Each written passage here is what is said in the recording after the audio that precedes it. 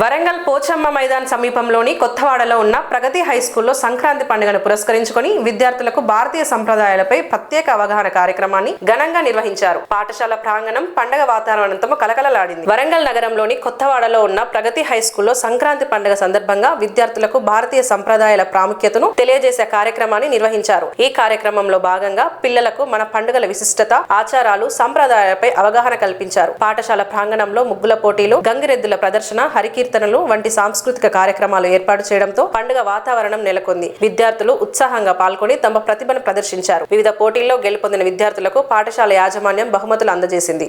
అనేది ఇక్కడ ఈ యొక్క ముగ్గుల పోటీ కావచ్చు, సంక్రాంతి సంబరాలలో గొబ్బొమ్మలను పెట్టడం కావచ్చు, గంగిగోవుల విన్యాసాలు కావచ్చు, కోళ్ల పందాలు కావచ్చు, అదేవిధంగా హరిదాసు కీర్తనలు కావచ్చు, ప్రతి ఒక్క దానిలో కూడా మన సంస్కృతికి సంబంధించి ఎన్నో విషయాలు కూడా మనకు ఒక కాలక్రమేణా జరిగినటువంటి అంశాల ప్రాతిపదికన పిల్లలకు తెలియడం జరుగుతుంది.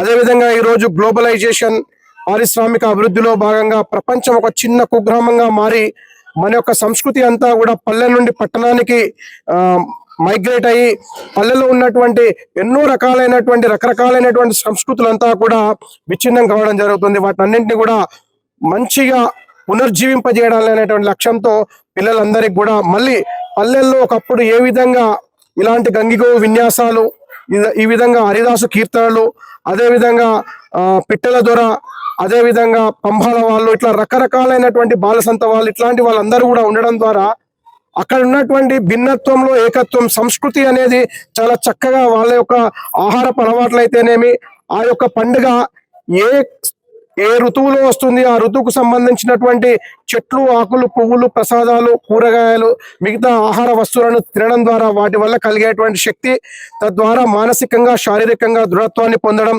అంతేవిధంగా ఈరోజు ప్రపంచంలో అందరికి కూడా మానసికంగా చాలా రకాలైనటువంటి ఉద్వేగాలను నియంత్రించుకోలేని పరిస్థితుల్లో వాళ్ళు మానసిక అనారోగ్యానికి గురి కావడం జరుగుతుంది. ఇలాంటి ఉత్సవాల ద్వారా ముఖ్యంగా మానసికంగా ఆరోగ్యంగా ఉంటే సాంఘికంగా, సామాజికంగా దీన్ని సోషల్ హెల్త్ అంటారు. ఈ విధంగా పిల్లల్లో చక్కగా ఆడుకోవడం, నేర్చుకోవడం, అలవర్చుకోవడం, అనుకరించడం, తద్వారా వారి యొక్క భవిష్యత్తులో కూడా వీటన్నింటినీ కొనసాగించేటువంటి ప్రక్రియ ఉంటుంది. ముఖ్యంగా మా పిల్లలంతా కూడా చక్కగా ముగ్గులను అద్భుతంగా రంగవల్లులతో అలంకరించడం జరిగింది.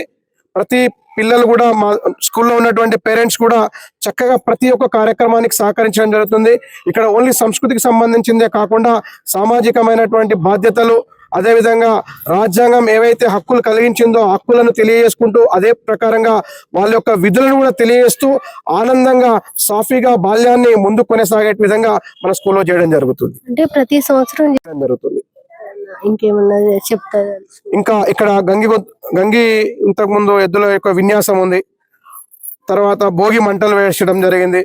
ఈ ఊర్లో మేము ఇంతకు ముందు పురవీధులలో మా పిల్లలతో హరిదాసు కీర్తనలతోటి అందరిని కూడా ఇలా చూపిస్తే చాలా మంది కూడా ఏమైతే మనం కోల్పోయినాం అనే విషయాల్ని గుర్తుంచుకొని చక్కగా ఆనందంగా వాళ్ళు ఉన్నారని చెప్పి మేము అనుకుంటున్నాం. ఈ ఆనందాన్ని పంచాలనే అభిప్రాయంతో భారతీయ సనాతన ధర్మంలో ఈ సంస్కృతిలో ఒక భాగంగా ఉన్నటువంటి ప్రతి జీవన విధానంలోని అంశాలను ఇలాంటి రకరకాల ఉత్సవాల ద్వారా పిల్లలకు నేర్పిస్తే బాగుంటుందని కోరుకుంటున్నాం. అంటే ఇప్పుడు సంక్రాంతి అంటూనే కైట్స్ ఎగరేస్తారు కదా పిల్లలు, మరి మీ పిల్లలకి ఏం చెప్పదలుచుకుంటారు జాగ్రత్త? మేము ఈ సంక్రాంతికి ఇంతకుముందు మా పిల్లలు కూడా కైట్స్ ఎగరవేయడం జరిగింది. చైనా లాంటి తయారీ అయినటువంటి మాంజాను వాడకుండా మేము సాధారణమైనటువంటి దారంతో, ఇది ఆనందానికి సంబంధించిన ఉత్సవం తప్ప మనం కైట్స్ కి ఆ యొక్క ప్రమాదకరమైనటువంటి మాంజాను వాడి పక్షులకైతేనేమి, ఈ మధ్య కొంతమంది వాహనదారులైనా కూడా పాదచారులు వెళ్తుంటే వాళ్ళకు మెడలకు ఇట్లా తెగిపోయి గాయాలకు గురికోవడం జరిగింది. అలాంటివి లేకుండా చేయాలనేటువంటి విషయాన్ని తెలియజేయడం జరిగింది. ప్రతిదీ కూడా ఆనందానికి సంబంధించినవి ఉండాలి తప్ప వేరే విధంగా ఉండదని చెప్పడం జరిగింది.